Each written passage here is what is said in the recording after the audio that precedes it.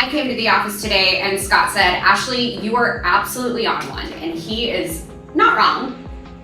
Is that because real estate is not all rainbows and butterflies?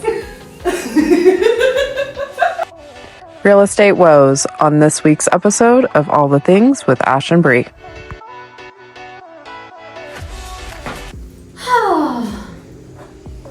Another day, another Tuesday. Oh gosh. I want to talk about this because I feel like it's so important. I mean, I always think back to 2020 when so many people got into the industry and I think it was because we made it look so great on social media. Darn it. Honestly, I blame you. You're more on social media than I am. It's not me, it's literally everyone, because everyone is out there posting all the good things that happen, how fun real estate is and how fun it can be. And it can be. I really believe that it is. I am obsessed with my job, and if you follow us or you've ever watched a live, you know how obsessed we are with our jobs. But some days, some weeks, let me just tell you. I feel like I've been like this all year long. I don't know. That's just, I'm going on some months at the moment. It's not all freaking rainbows and butterflies. It's just not. And also, it's really hard.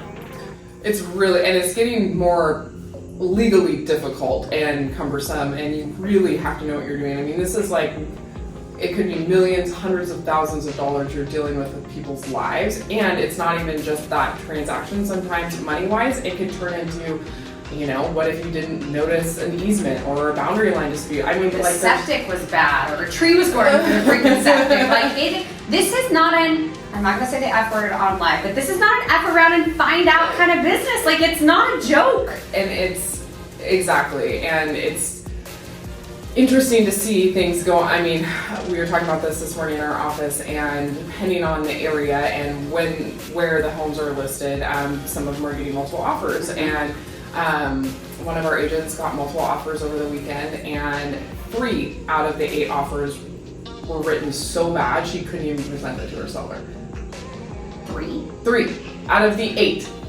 That is ridiculous. Agents do better. I don't know, but this is, like you said, not a F around and find out thing. We have a huge responsibility to do right by our clients, and to make sure that we're covering their butt and our own. It makes me feel sad for the buyers that are being represented, because then it's because they don't know what they don't know. They don't know that they didn't get the house because their agent couldn't even write the offer. Well, and on the flip side of that, it happens with loans as well. I think it's been long enough that we can talk about this. We had a buyer come to us, we reviewed all the documentation, and they qualified, but their rate was going to be X because of where they were at, and we had to use a certain loan program. And they said, well, this guy can give me a better rate. I said, no, they can't. He said, yes, they can. And he ended up talking to that guy and trying to do the transaction with that guy. Never closed. It never closed because that person didn't do their due diligence. Do better, loan officers. Do better. Seriously, this guy is now in a rental when he was going to be in a house. Yeah, and months of our time. And months. The poor selling agent and the seller, and it impacts everybody. And so, yeah, it's been fun. Scott just told me I was on one, and he's not wrong. So this is going to be a really fun live. Well, and on that note, the actual NAR decision is pending approval, conditional approval. So now it's gone into that next stage and is having to be implemented by the end of July for any NAR MLSs. Now, again, in Washington State, in the Northwest MLS side of Washington State, we are not a part of NAR, and these changes are not affecting us at the moment. We don't know how the Northwest MLS is going to bring down these rules. But again, that's just another element to add to all the other stuff we have to do, is keep track of that. It just means that we actually have to know our shit. Right. And it's not just a let's go do real estate part-time anymore, in my opinion. If you're trying to do real estate part-time, you're doing not only yourself but your clients a disservice, because you just aren't there's so much to keep up with, and there's so much stuff going on that, again, maybe you are keeping up with it being part-time, but it's just that's really tough. I wouldn't want to do it part-time. But 3 offers were written that she couldn't even present because they were written so bad. what type of position are those agents putting their clients in? Well, and then she has to be put in a position where she's like, hey, can you edit this so I can present to it? And so, I mean, we have to present whatever offer comes in. So they still get presented, but if you have these neat, clean, beautiful offers versus the ones that aren't written properly, that's going to show, especially in a multiple offer situation, because then it's like, okay, well, is this how it's going to be working with the agent? And I've gotten offers signed around often where we're maybe not always the best, but it was the way I communicated, it was the way I presented the offer, it was the way, Your like, lender. Just kidding. 100% my lender, you know, it's like all those little things start to add up, and we think about these things when we're presenting offers to our clients and sellers and vice versa. Because just like interest rate, like it doesn't matter what your interest rate is if it never gets to the closing table. It doesn't matter what the offer is if it never gets to the closing table. You gotta close the deal. That's what we're all trying to do here. Well, and in my opinion, I feel like that's the epitome of my life this year, and why I said it's been months, because it's like I have never done so much work in my life to not have things like actually stick. Yeah. Like I feel like I'm just like throwing spaghetti and it's sliding down the wall. Like I don't know like what is happening, but I'm like, when is this stuff going to start? You know, it's just like there's just been a lot of behind the scenes work. Not a lot to show for it yet, so I'm just really hoping that. But I think coming off years like 2020 and 2021 where we were in a rhythm, the market was really hot, and then it took a literal nosedive, and now we're just in a different season. And I want to be really clear that I still am wildly obsessed with my job and what we get to do every day. However, low appraisal, bad inspection, sitting days on market. Just like all the things can happen, and I don't think people like actually fully understand. We only make commission. Like, yeah. And we get paid for all the in-betweens. Yeah. No, and it's a lot of work, and so it's always funny to me when people say, I want to get into real estate to like make money quick or whatever, because like that is just not, it's not the case. I probably work 60 to 80, probably not 80, but 60 to 75 hours a week, if that. I worked all weekend. I know you worked all weekend. Like, it's a lot of work, and again, to like not have some things, you know, or delays happening or things like that. And we were talking about that again this morning, where, because every Tuesday we have our team meeting, so I always get to come with all these little like tidbits of information for you guys. But there's still no rhyme or reason as to why some homes are going like that overnight, and then some homes are sitting 40 days on the market that are immaculate, beautiful, staged, clean. Like, why isn't that going? Why is that sitting 40 days on the market? And so again, unique homes, homes that are priced really aggressively, those are the ones that we're seeing fly. But that's interesting. It's not like purchase price driven, like it's not even purchase price driven. No. Sale price, I guess. Yeah, because it's like, one gave hardware over the weekend, 2.4 over the weekend, boom. But yet there's this one that I showed in Port Orchard that's been on for 40 days that is stunning, immaculate, like everything is perfect. Why, with a water view, why is this sitting at $850? Yeah. You know, but then also some homes sitting around $400 to $500. You see some homes sitting, and you see some that are going, you know, first weekend out. And so I think like our brains, like from a human aspect, we try to make sense of things, but sometimes, and especially in real estate, there's like no rhyme or reason to it, right? Well, and like we were just talking last week with the title rep, it's like the people that are moving, they're moving out of need and necessity. They're not really moving because they want to move. Correct. Because of the way the rates are, or they feel stuck in their home because they have a very good rate. How do I move or change? Or how could I ever afford that other house or that other payment? Even if they're downsizing, they're nervous about affordability. And so there's just, I mean, granted, we're insulated because of the military, so there's a lot of necessity and need around here, but it's still not the same as... You know, it's so funny that you say that, because I was talking to a client last week who was moving out of a need and not a want. And I think that sometimes, speaking of like the glitz and the glamour and the butterflies, like real estate is not always that. When you're dealing with estate sales, or you're dealing with people who are moving because they're in a situation that they have to move, or a divorce, or like when you think of purchasing a home, it's like, it feels like it's going to be this magical experience. But for a lot of people, it's not. Right. Selling a home, especially, like selling a home can be devastating. And so not only do we get to deal with the fun parts of it, but we also have to deal with all of those aspects of it. And right now, I feel like we have a lot of those. We have a lot more of those, which again makes the conversation going back to a lot of work, a lot of things going on, a lot of things you need to know. Like I had to learn all about moratoriums on properties after logging that I'd never learned about, estate sales, divorces. I mean, the things that were short sales. Foreclosures, we're back to those again, people. It's crazy because I know that there's a lot of people that are in the industry right now doing business that have never even dealt with a foreclosure before or a short sale and don't understand how those work. And so it's going to be interesting to see everybody who came into the industry how they navigate this, because I forgot how to navigate it. It's been a long time. Well, it's like the blind leading the blind. Yeah. Like I don't even know, but we're relying on, I'm relying on people like Jenny, who's been in this 30 years, with all her expertise and information. And but I also think I am a big data freak, and so being able to break down the data to even a client that has been on the market a little bit. Mm-hmm. Why aren't we getting more activity? Why aren't we going pending? What's going on? Well, look what's going on in this specific area in your market. Here's how many actives, here's how many pendings. Mm-hmm. What's the average of the homes going pending? What's the average of the homes selling? Oh, there's nothing selling or going pending over 700. Everything's just sitting on the market over 700 in your area. Okay, well that gives all of us peace of mind that we don't need to just do a price reduction, because that doesn't always get you the buyer. But back to it with the multiple offer situations, there are a lot of people buying and selling houses. We have seen the uptick for sure, as we do every single year. It's getting busier. We're doing it.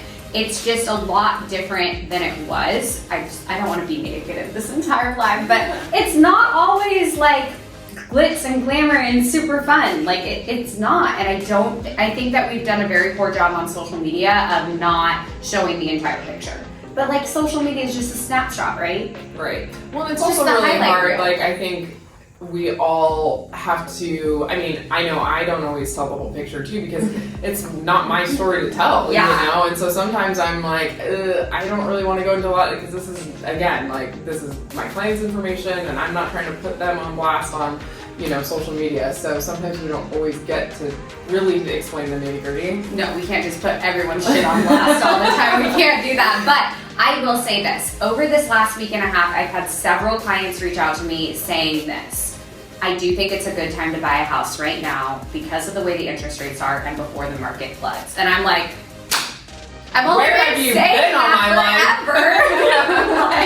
Thank you. Someone listened to me. But yeah, I thought it was really interesting when I called a client, because I call my clients every 6 months, every year, and then every year after. And sometimes even more than that if we're close and I'm keeping up. But I called a client and I was like, hey, I just wanted to say, check in with you. I know your interest rate is, oh my God, fantastic, at 2%. Oh my gosh, I'm so excited we locked you in at that. He's like, honestly, I'm not. And I said, what? And he said, wait a minute. I was like, you're the first he was like, because that? of the amount of money I had to pay to get into the house. And I said, okay, yeah, that makes a lot of sense. But I recognize that, because during that time, we understand. Well, yeah, there's escalations, there's 2280s, house prices were inflated, obviously, back in that time. But for a client to come to me and say that and recognize that, I literally said, can you go tell all my clients who are hesitant to shop right now? Because seriously, there are multiple offer situations in some circumstances, but there's still houses that start with the 3 that have been sitting on the market for, 30, 40 days. Oh, for sure. And there was a time that we didn't see houses that started with 3.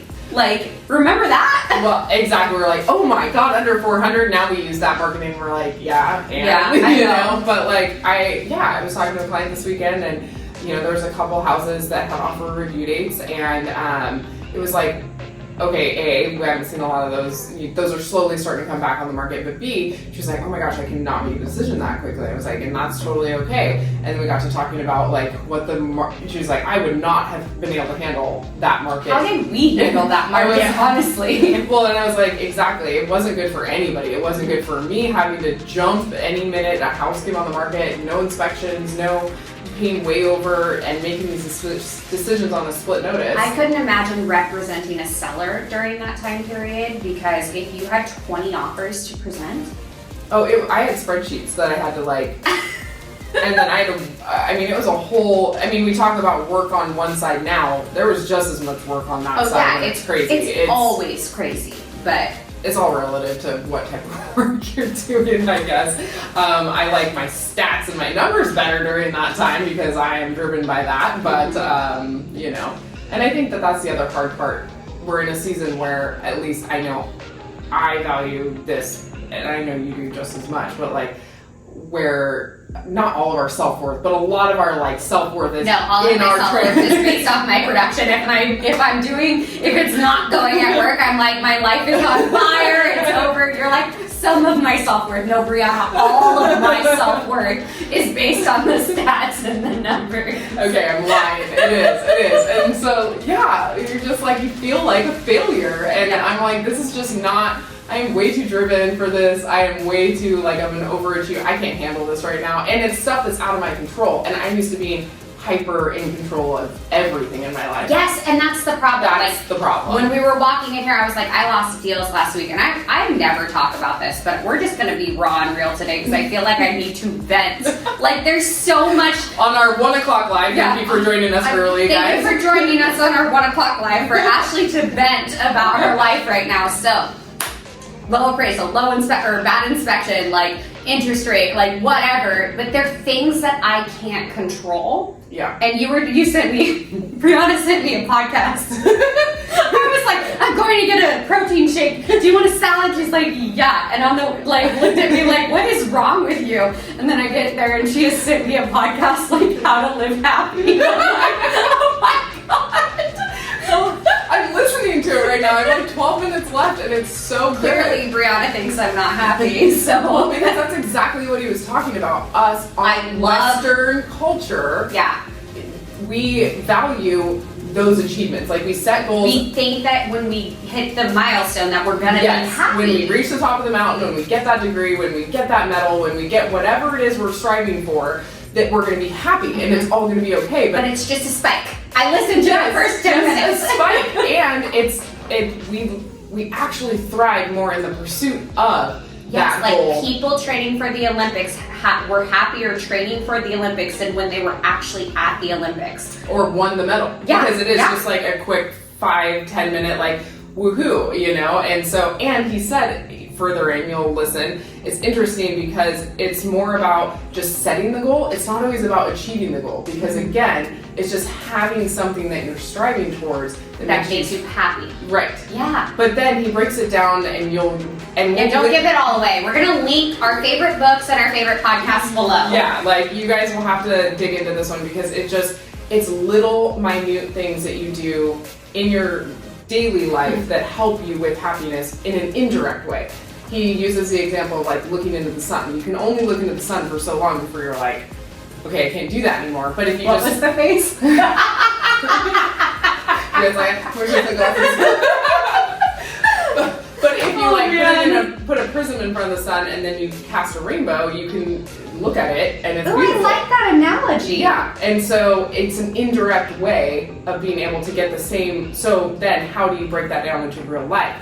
Listen to the podcast and you'll hear all about it. We're not paid. This is not a plug back. No, and I don't want to parrot him because this is, I don't know. He obviously speaks more eloquently than we do. Yeah, all the things. And it's on Mel Robbins' podcast, which is I love Mel Robbins. I feel like she's my other podcast life coach, I think she's great. And so,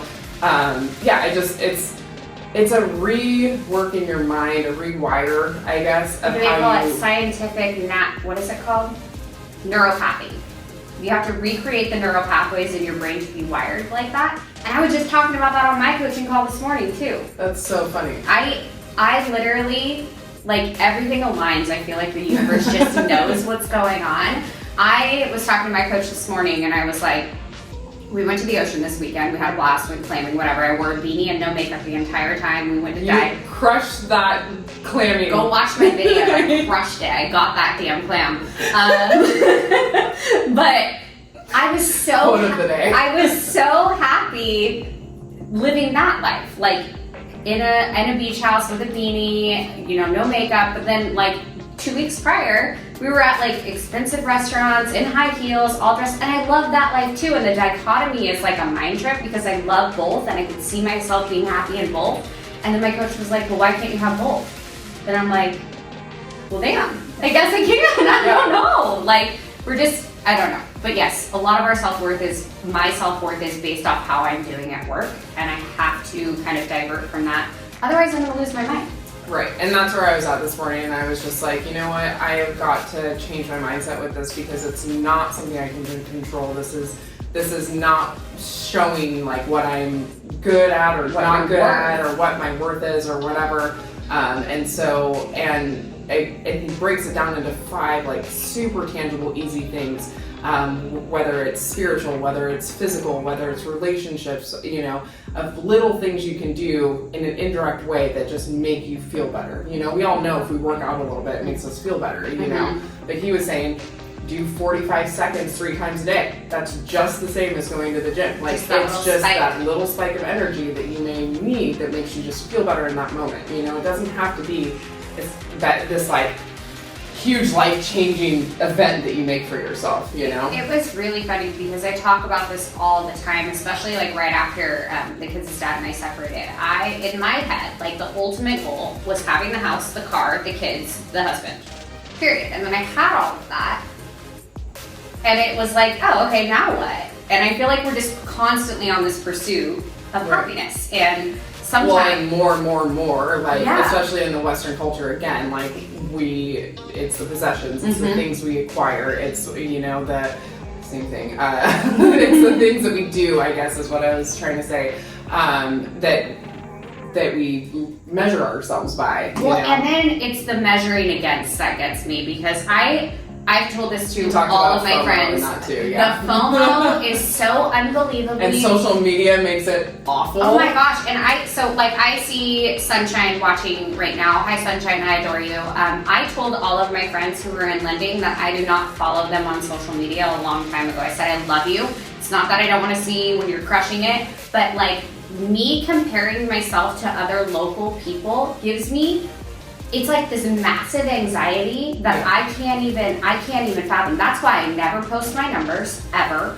I stopped posting, like there's certain things that I don't talk about because I don't want to be measuring myself against someone else. I want to measure myself against me, and am I doing the best work for my clients? Is it the right time for my specific client to get into a home? Yes or no? Okay, if it's yes, let's work towards it. If they need to wait, if it's in their best interest to wait, I want to wait for them. So it was kind of like a mind shift where I had to just on social media take a break. And I feel like it's good to be able to be in community and fellowship with others where you're able to see that, celebrate their wins with them, and I think that's important. But it's really hard on the other token, and sometimes I've wanted to unfollow quite a few people because I'm like, you're crushing it and I hate you, you know?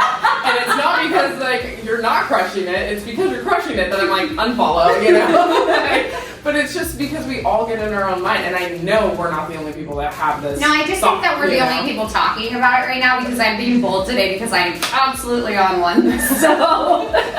So note to self, go to the gym when you get done. I am getting a massage and then I'm going to the gym, and that is what I'm going to do today. And I'm going to finish listening to that podcast. Well, and I think it's, again, in the crazy life that we live, of just rat race, go, go, go, we're not segmenting our days to be productive and happy for ourselves. Productive and happy. Those two things can correlate. Okay, got it. Like in all the different elements, it's like you can still have your productive working hours, but then you can still take time in the afternoon to meditate or do yoga or do something that's maybe spiritual or physical, or go and have a coffee date with somebody because you need to connect, because that was another interesting statistic. Yeah, like the amount of people that are lonely even though they're surrounded by people every day. Because we are really good at multitasking, and we've gotten even better at it with technology, that we don't know how to single task anymore. And so then we feel, even though we're surrounded by people, or we go to a party, we still feel lonely because we're on our phones, we're not actually connecting with people. Single tasking. I like that. Instead of, because then you're in the present of that actual thing that you're doing, whether it is hanging out with somebody, doing dishes with your family, like whatever it is. It's not doing dishes and answering a text.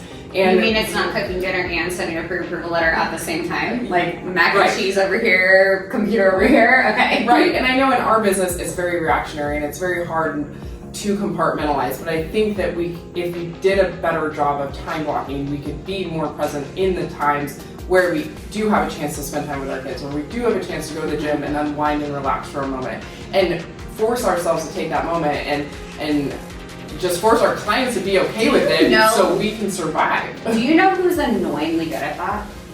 Who? Scott.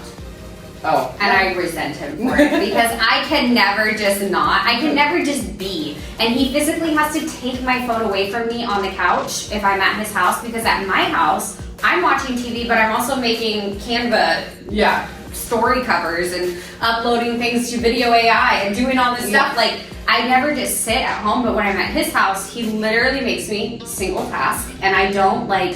It's so hard. It's so hard. It's hard for me to even just sit and watch a show without also vacuuming, helping the kids, whatever it is. Our attention spans are getting really bad, and I think there's a whole nother 4-hour podcast about that and what it's doing to our children with social media and Reels and YouTube and all the things that that's doing, because of like that. They have zero attention span. Yeah. Zero. Yeah. Like, oh, it's 1:30. You guys want to know a funny story about this? I set alarms and Scott does not, and one time the alarm went off at 5:30 and I just scrolled and it just set for 1:30 so it wouldn't go off again. And that was like months ago, and now every day at 1:30 my alarm goes off and everyone in the office is like, it's 1:30, and I'm just never changing it because it's just going to be a part of my life forever. I was thinking maybe it was like your half an hour notice until our live at 2, which no, is only I'm not that guys. organized. My life gives Brianna anxiety because she would have changed that alarm the day it happened. I'm just like, we're just gonna leave it for the rest of the time. Like, it's not bothering anyone. And this is why you have friends that are opposite, so you can get glimpses into each other's life and learn from each other. Because you need to calm down and I need to get my shit together? Is that what you're saying? I don't know, today I think you're the one that needs to calm down. I'm not sure. Oh man. Anyways, did you have a good weekend? I didn't see you this weekend. Very rare. No, yeah, that was very rare. I worked all weekend. My belated 10-year anniversary gift came in, and that was awesome. James got me it's this made out of tin or aluminum, which is what the 10-year like traditional gift is. And it's a soundbite of our wedding song. And so you scan the QR code, and then it has like our saying that we always say to each other underneath it as well. And so yeah, super cute. So you scan the QR and then you can hear our wedding song. You haven't posted it yet. I did post it. Oh, you were MIA in. I unfollowed you. I'm just kidding. Could you imagine? I'm just kidding. Have you ever though like unfollowed someone and then had to refollow them and then side text them like, hey, I didn't mean to unfollow you, but I've also gotten text. And I'm like, sure, you definitely unfollowed me, whatever. I'm like, you don't gotta explain. It's okay, I understand. I'm the worst though because I post and ghost. Like I post it real quick and then I get off and then I don't ever go back on. So I'll go look. Is it in your story or is it an actual post? Oh, it made the feed. It made the feed only on Facebook though. Good job, James. I know. Only on Facebook. Can't mess up my grid. Get out of here. Okay. Well, I'm gonna go get a massage and calm down. What are you gonna do for the rest of the day? More work. Okay. I'm gonna come back to work after my massage, but we'll drop I'm gonna link. Well, you'll link the podcast that you shared with me, but I'm gonna link all the books that I've read this year and a couple other things because I think it's important. And I like getting recommendations. I listen to books, she reads for the most part. Yeah, I like to physically, I can't do the Kindle, like I physically read a book, which I'm in need of good books, so let me know. But this podcast suggested one I think I'm going to start with first. But. Okay, yeah, drop your book recommendations below. Maybe some meditations for me, things that you do to calm down. Like, Do you remember on MySpace where we just like post quotes all the time? Like Oh my before memes, it was just a quote. Like inspirational quotes, I would take those today. What else do I need? I don't know. Good workout regimen. I don't know. Ooh, or like a hardcore workout playlist. I probably need that in my life too.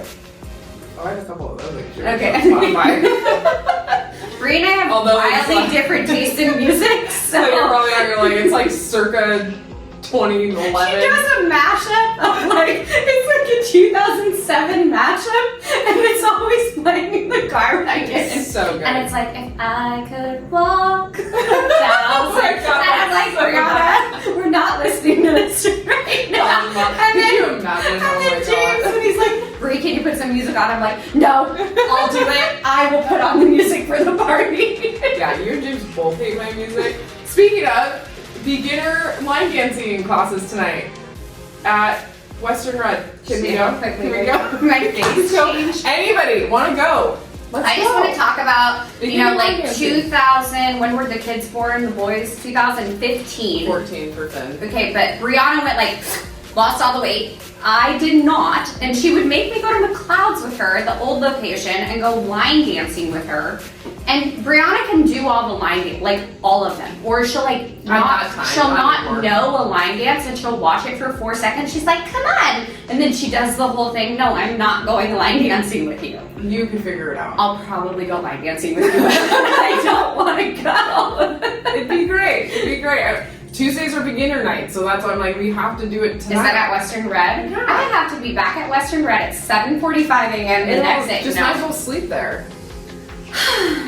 I might as well just never sleep, honestly. I would be more Sometimes I do, productive, yeah. Yeah, I didn't sleep with a, you know what, last night, so that's why I'm just like, today I didn't want to do anything. Well, we're doing it, so. We're doing it. Anyways, real estate, not all glitz and glamour. We read a lot of books. I'm not going line dancing. I'm probably going line dancing. Have a good Tuesday. Thanks for watching All the Things with Ash and Bree. Don't forget to like and subscribe.